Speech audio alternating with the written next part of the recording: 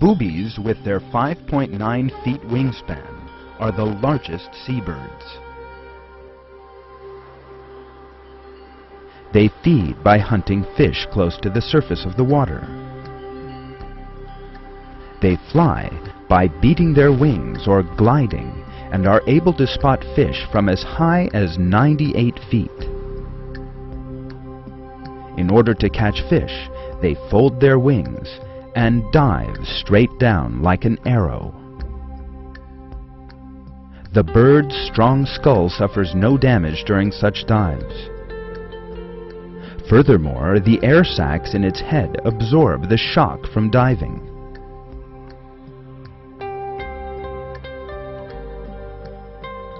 Boobies live in colonies on steep cliffs or on small islands near the shore. Land-dwelling carnivores are unable to harm the young in such places.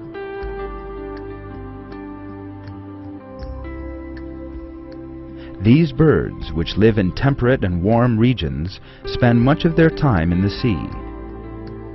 They reproduce in colonies on shores or islands.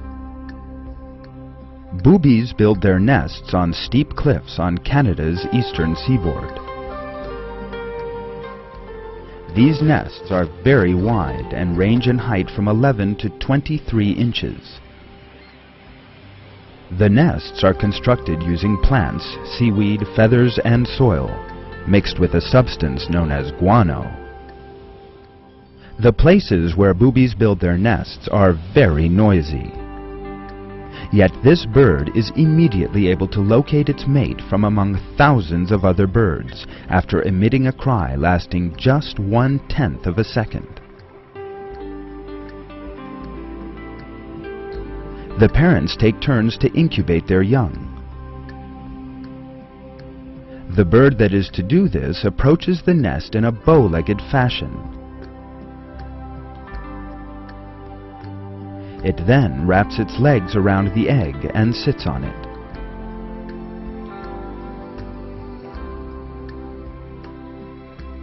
"43 to 44 days later, a small hole appears in the egg. Within the next 36 hours, a small defenseless chick will hatch out and open its eyes.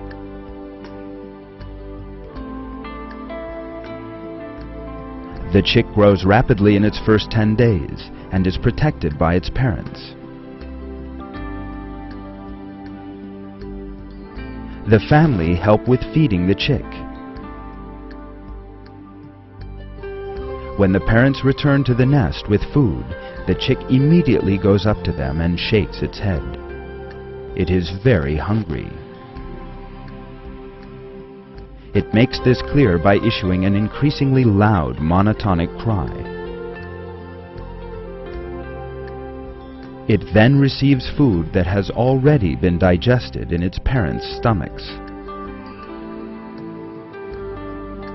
Until they reach a size capable of eating a whole fish, these baby birds are fed with this liquid mixture in their parents' stomachs.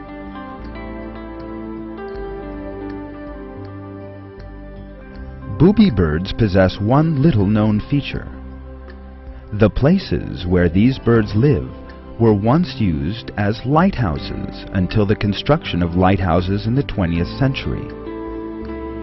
God placed the white feathers of the booby bird, which shine in the dark, at the service of human beings.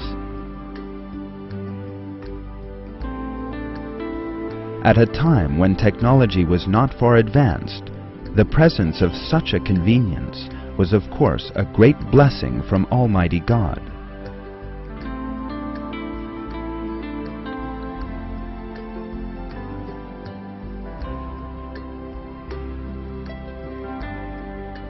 God reveals the blessings He has bestowed on human beings in the Quran.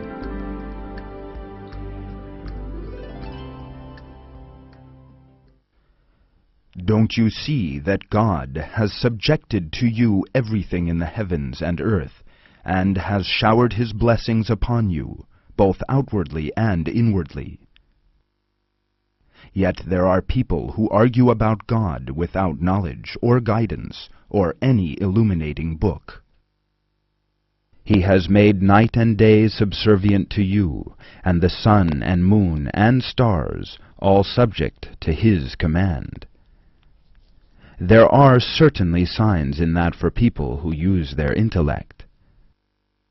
And also the things of varying colors He has created for you in the earth. There is certainly a sign in that for people who pay heed.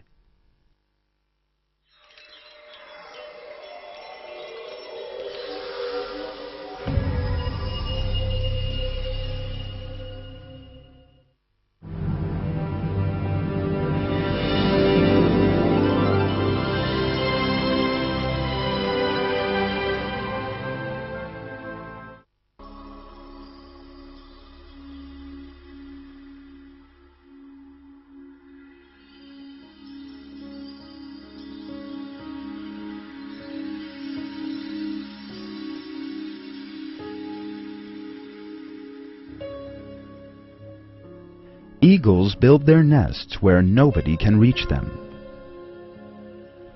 They roll their eggs over every 3 hours to prevent the embryos sticking to the shells.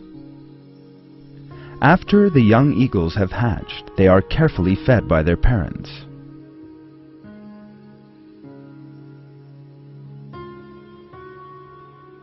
Food is given to the chicks in the form of small scraps torn off by their parents.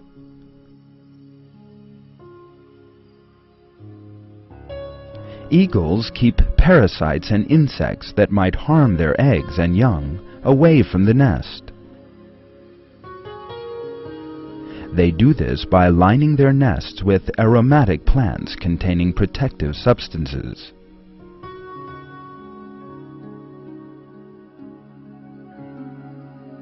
All eagles have an extra eyelid called a nictitating membrane.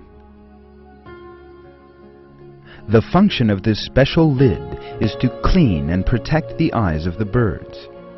For example, eagles usually pull the membranes over their eyes when feeding their chicks.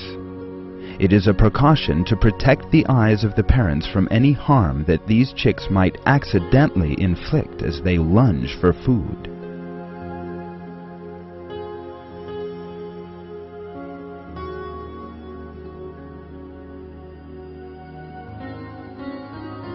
Eagles hunt by day.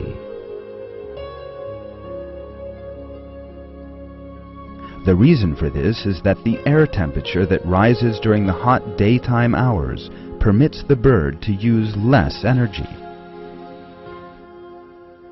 Grooming for eagles is of great importance in flying and hunting, especially when flying at speeds of up to 70 or 80 miles an hour.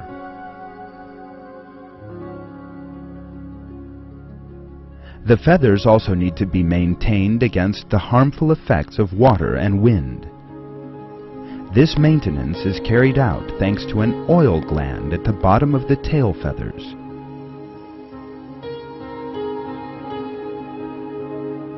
They take the substance produced in this gland in their beaks and rub it over their plumage. The eagle needs to be both light enough to be able to take off from anywhere easily and strong enough to carry its prey after catching it.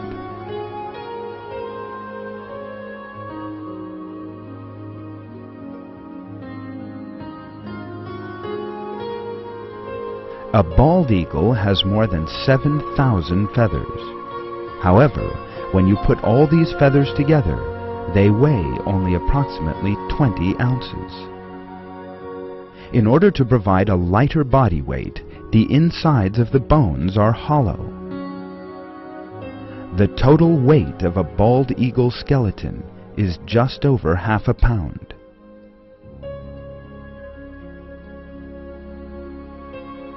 An eagle derives the force it needs for flying from the downward strokes of its wings.